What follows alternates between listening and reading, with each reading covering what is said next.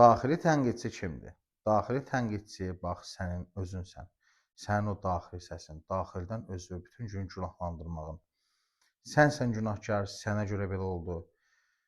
Ay filankəs, sən bunu eləməsəydin bu gün burada olmazdın. Vaxtında filan addımı atmasaydım bu gün mən bunları yaşamazdım kimi düşüncələr sənin bütün beynini dağıdır, alt-üst eləyir. Bunların sənə bir faydası varmı? Xeyr, heç bir faydası yoxdur. Niyə? Çünki zaten olması gərəkən şeylər baş verir və həyatda baş verən hər şey sənin zaten xeyribədir.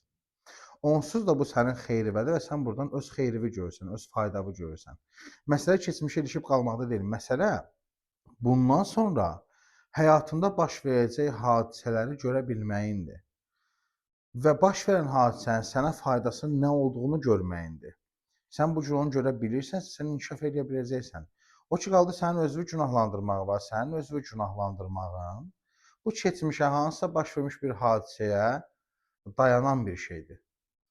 Olub ki, zamanında hansısa bir hadisə baş verib, orada səni günahlandırıblar, səni orada günahkar çıxarıblar. Və o gün bu gün sən ancaq özünü günahlandırmaqla məşğulsan. Diqqətinizə görə təşəkkür edirəm.